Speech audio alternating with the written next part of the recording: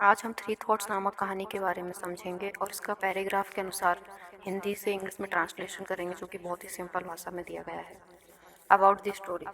The author wants to tell through this story when selfish thoughts come in the man's mind, then it is quite useless to become idealistic or philanthropist as it happens with the narrator. He earns profit by selling the Turner's drawing. तो हम इसकी हिंदी अनुवाद पढ़ेंगे। इस कहानी के माध्यम से लेखक हमें ये बताना चाहता है कि जब मनुष्य के दिमाग में स्वार्थी विचार आते हैं तो उसका आदर्शवादी या परोपकारी बनना व्यर्थ साबित होता है। जैसे कि वार्ताकार के साथ होता है, वह टर्नर की तस्वीर बेचते हुए लाभ कमाता है। He thinks that the dealer has proved when to He thinks that the dealer has behaved well to him, so he should to behave well to him. When such thoughts strike in his mind, he writes a letter to the dealer by saying that Turner's drawing has proved authentic. He has earned good profit with the letter. Thus, the narrator thinks again and again to send some money to the dealer. At last, they send nothing. This his ideal thoughts more useless. वह सोचता है कि व्यापारी ने उसके साथ अच्छा व्यवहार किया है, इसलिए उसको भी उसके साथ अच्छा व्यवहार करना चाहिए। जब उसके दिमाग में ऐसे विचार आते हैं तो वह व्यापारी को यह कहते हुए पत्र लिखता है कि टर्नर की तस्वीर सही साबित हो गई है, उसने उसको बेचकर अच्छा लाभ कमाया है और उसे पत्र के साथ लाभ का आधा हिस्सा भेजते हुए प्रसन्नता है। इस प्रकार वार्ताकार बार बार व्यापारी को कुछ धन भेजने की सोचता है और अंत में कुछ नहीं भेजता है। उसके आदर्शवादी विचार व्यर्थ साबित होते हैं। Summary. This story is told to Lucas by his friend who was a businessman. He used to barter. He used to send cheap things to expensive ones. There was not much benefit from it. यह कहानी Lucas के दोस्त द्वारा उसे सुनाई जाती है, जो कि एक व्यापारी था। वह वस्तु विनिमय करता था। वह महंगी वस्तुओं को सस्ते में बेचता था, जिससे कि वह ज़्यादा लाभ नहीं कमा पाता था।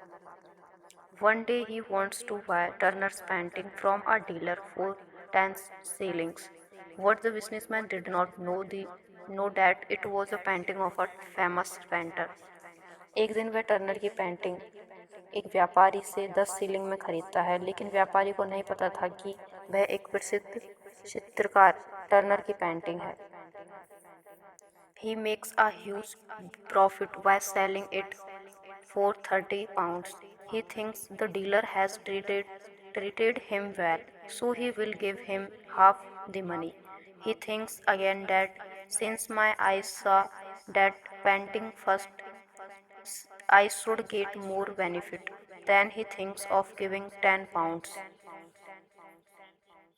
वह उसे 10 पाउंड में बेचकर बहुत लाभ कमाता है। वह सोचता है कि विक्रेता ने उसके साथ अच्छा व्यवहार किया है, इसलिए वह उसे आधे पैसे दे देगा।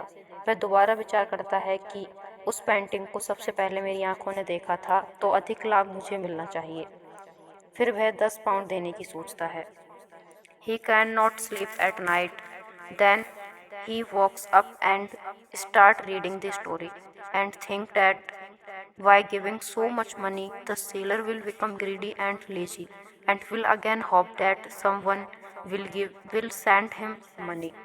उसे रात को नींद नहीं आती। फिर उठकर वह स्टोरी पढ़ने लगता है और सोचता है कि इतने पैसे देखकर विक्रेता लालची व आलसी हो जाएगा और काम नहीं करेगा, इसलिए मुझे केवल 1 पाउंड देना चाहिए।